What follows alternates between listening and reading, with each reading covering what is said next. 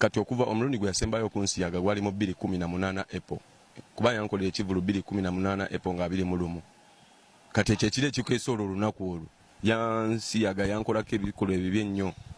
Kooti ya Mwangato Mengo etandise olwaliro okulira obujulizi obw'omukugu wa poliisi Enoch Kanene okuva mu kitongole kya Forensic Service Naggulu okukwata ku butambi n'amaloboozi obuli ku ssimu ey'omu ku bavubuka abalumiriza omusumba Robert Kayanja owa Lubaga Miracle Center okubali ebisiyaga. Mu alipoota y'omukugu ono ey'emyaka 17 eragiddwa obutereevu ku lutimbe mu kkooti, Kayanja yagabananga obutambi bw'ebisiyaga n'abavubuka abamulumiriza. Omukugu ono Kanene asoze kutegeeza kkooti ku ngeri gye yayingiramu mu musango guno ng'agamba nti obuvunaanyizibwa bwamukwasibwa akulira ekitongole eky'emisango egy'oku mutimbagano awamu n'okukulira ebya forensic, ng'era alipoota gy'awadde ategeezezza nti yava mu ebyo bye yajja ku ssimu ey'omu ku bavunaanwa, ng'era ategeezezza kkooti nti n'obubaka omuli obwa WhatsApp obwali wasangulwa yasobola okubuzza. Alipoota eno mulimu ennamba z'essimu ezaawanyisiganyanga obubaka obw'ebikola ebya Sodoma ne Gomora okuli n'ey'omukugu gy'akakasa ng'eri mu mannya ag'omusumba Robert Kayanja. Alipoota eraze ng'essimu eyaweebwa omukugu okuggyako obujulizi yali ya Regan Ssentongo, ng'era obubaka bwa WhatsApp obwaliko bwali buwanyisiganyizibwa wakati waayo n'ennamba y'essimu endala eyawandiisibwa mu mannya ga Robert Kayanja, ng'era ennamba zino kiragiddwa baakubaganiranga amasimu ne boogereziganya, era nga bino byonna kiragiddwa nga byatandika ng'ennaku z'omwezi 22 omwezi ogw'Ekkumi omwaka 2020.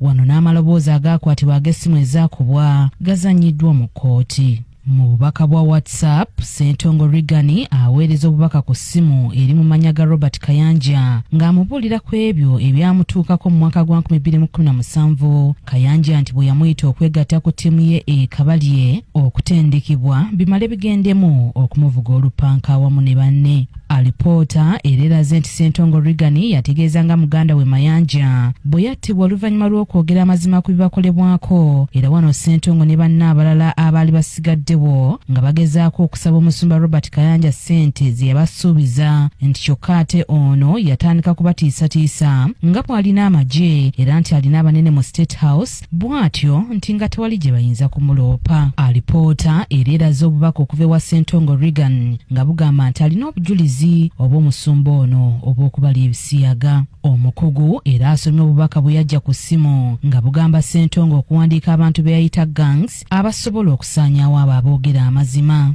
Alipoota eraze obubaka nga bugamba nti abavubuka be Nagula bakyansumbuwa kubanga tebanaba kufuna balansi waabwe gwe wabasuubiza. Obubaka obulala nga bwaweerezebwa ennaku z'omwezi 14 omwezi ogw'omukaaga omwaka 2021 okuva eri Ssentongo Regan nga bugenda wa Robert Kayanja bwali bugamba nti what next muzeeyi. Wano omusumba Robert Kayanja mu alipoota kiraga nga yaddamu ng'agamba nti balindemu bagenda kubasindikirayo ssente buli mu $3 nti kuba nti ku kkanisa tebakyakola olwa lockdown ate tebasobola kubakkiriza kujja ku kyaki. Alipoota egenze mu maaso n'eraga obubaka nga Ssentongo ne banne baatiisatiisa okuggula omusango ku musumba ono n'okuteekayo obutambi nga bakolako ebya Sodoma ku mitimbagano olw'okusussa okubeepena wakati mu butabawa nsimbi zaabwe ate nga yabakozesa.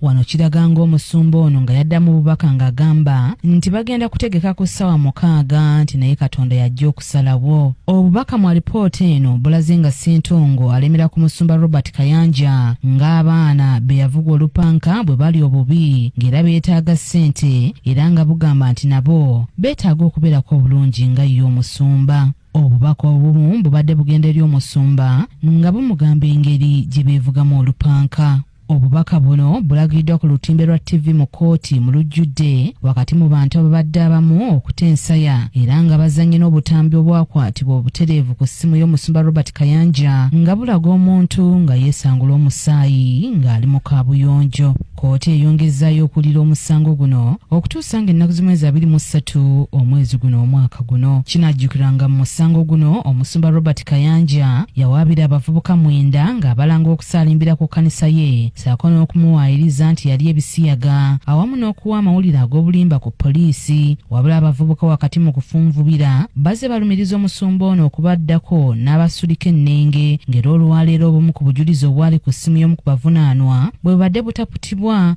n'okukakasibwa mu alipoota y'omukugu wa poliisi. Kinajjukirwanga mu musango guno nga gugenda mu maaso, kamera ezikwata obutambi kw'ebyo bigenda mu maaso zaawerebwa. Yansiyaga wakati mu bulumi omulundi okwolwo olunaku lwennyini lwantwalayo nze nga nze nali kimusuubiramu, nayita wakati mu ntiisa, wabula yatandika okunkwatirira, nalaga nti ntidde kwe kumusukuma okudda emabega, naddayo n'atuula mu ntebe ye, kwe kujjayo pisito n'agiteeka ku mmeeza n'entya, n'angamba kakati olabe pisito agirina munda mu ofiisi ye, agirina alina awo emmundu nnyingi nnyo by the way. Kakati kwe kugijjayo n'angamba kakati kirabika ogenda kundoopa kumpaayo biki kakati kisingako kukubirawo n'amasasi n'enkutta.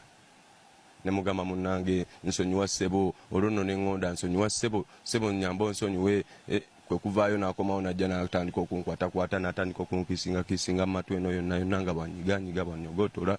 Kiraba wakati mu ntiisa nagenda mu maaso n'okunsiyaga, kiraba era nantiisatiisa nga tumaliriza kati wonooyogera nno oyenda kuyisa bubi, kwe kugamba awo sekuritale we kakati omuvubuka ono omufunire eyo ky'omufunidde biki agende.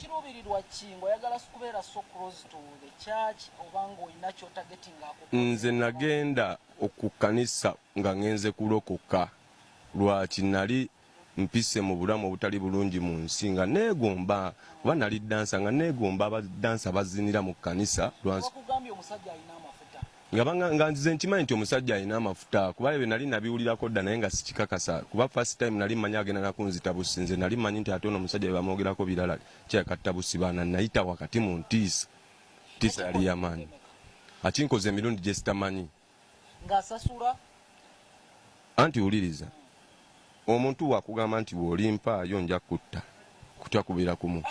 Ekyokulala tuzze tulaba abaana bajja bavaayo okwogera ku nsonga eno, engeri gy'abayisaamu, abasiba, ababuzaawo, abalala bafa, okiraba ne bagwa eddalu, okiraba abagwisa eddalu nina bemmanyi bangi nnyo basudde eddalu.